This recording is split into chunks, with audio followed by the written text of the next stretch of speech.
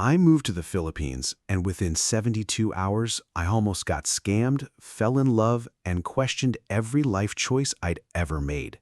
This is what they don't tell you about living here in 2026. Cheap living, endless beaches, friendly smiles everywhere you look. That's the Instagram version of the Philippines. But what's it actually like to live here as a foreigner, retiree, or expat in 2026? Living in the Philippines isn't simply about finding a cheaper place to retire.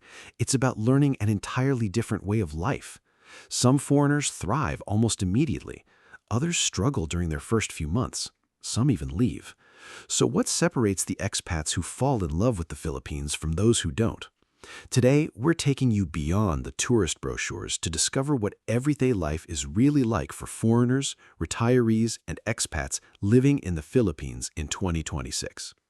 The surprises, the challenges, the culture, the friendships, and the little moments that eventually make this country feel like home.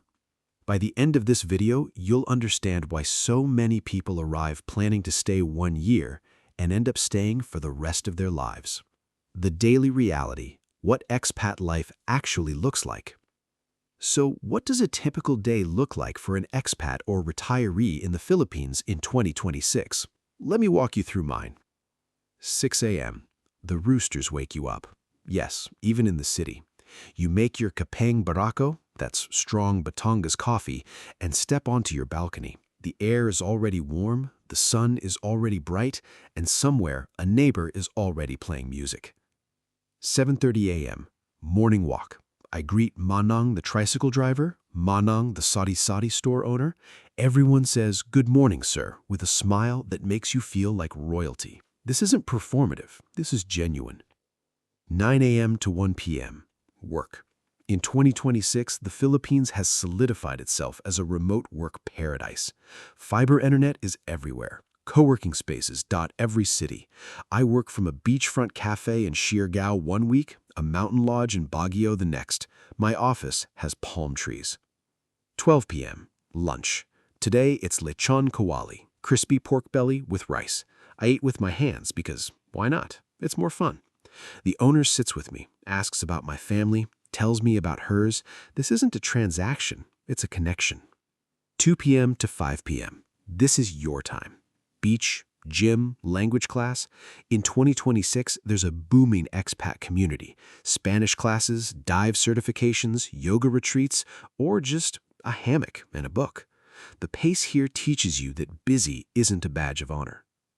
6 p.m. Sunset. Every single day. The sky explodes in oranges and purples. You grab a San Miguel beer, 50 pesos, and watch the sun melt into the ocean. Then dinner with friends. Maybe grilled seafood at a beach shack, maybe a fancy restaurant in BGC. Your choice, your budget. 9 p.m. Streets quiet down in provincial areas. In Manila, the night is young. But most expats I know, we sleep early. We wake up with the sun. We've learned to match the rhythm of the islands. Grocery shopping is a mix of worlds. Local palenques, wet markets for insanely cheap produce and seafood, and modern malls like SM or Robinsons for anything Western. Almost every expat eventually develops a love-hate relationship with island time. Schedules are flexible, plans shift, and patience becomes a survival skill, not just a virtue. The social and cultural adjustment. Here's the part that determines whether someone stays 5 years or 5 months, the social adjustment.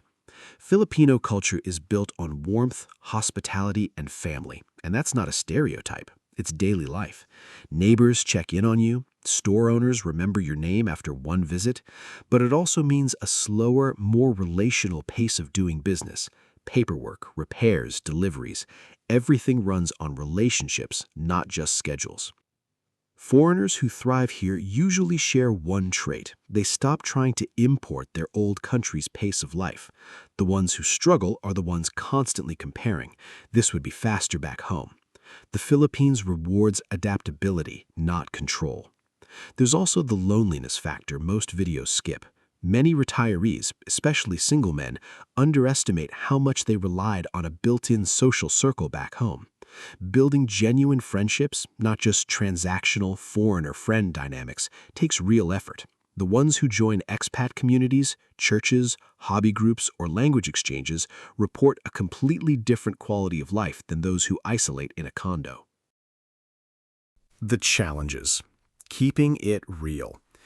Okay, I promised you the real picture, so let's talk about what sucks, because it ain't all mango shakes and sunsets. Traffic in Manila and Cebu, it's soul-crushing. A 5-kilometer drive can take 90 minutes. In 2026, the new subway lines are helping, but they're not everywhere yet. My advice? Live near where you spend your time, or embrace the chaos. Bureaucracy. Oh, the paperwork. Visa extensions, ACR cards, tax numbers.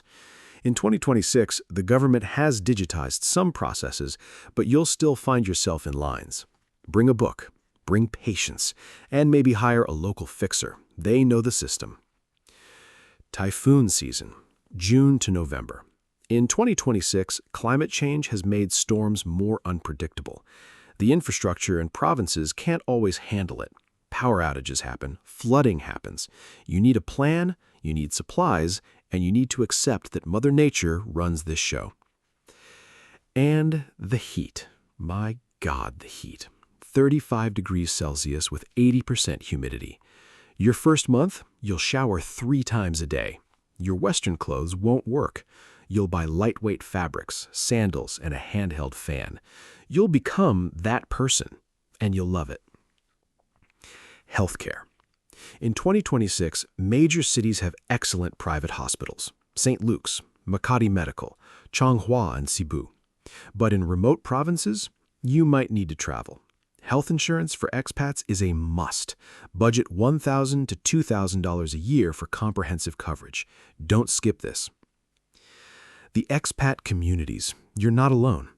In 2026, the Philippines has one of the most vibrant expat communities in Southeast Asia. Facebook groups with hundreds of thousands of members, monthly meetups in every major city, from retirees in Dumaguete to digital nomads in Siargao to entrepreneurs in Cebu. There's a tribe for everyone. And the Filipinos, they want you to integrate. Learn salamat, thank you. Learn kumusta, how are you?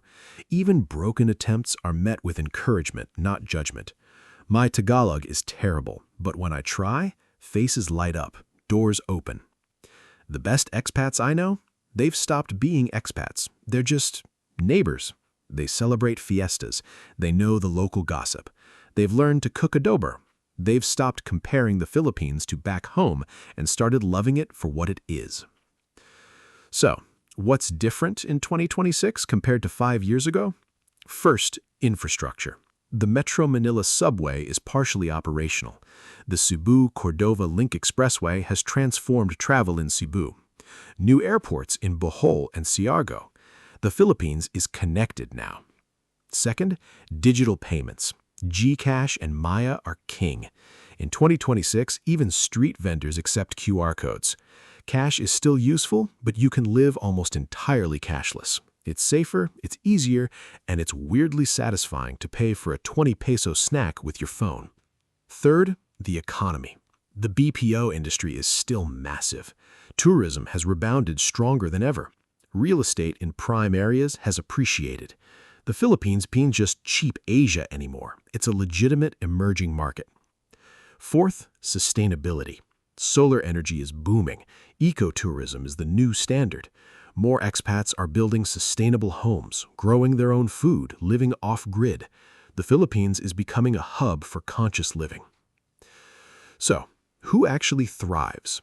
Based on patterns across thousands of expat stories in 2026, people with a clear purpose, a hobby, remote work, a relationship, or community involvement adapt faster than people who move purely to escape something.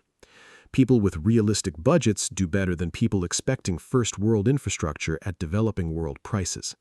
And people who learn even basic Tagalog or Bisaya, just greetings and small talk, report dramatically warmer treatment and deeper friendships almost immediately.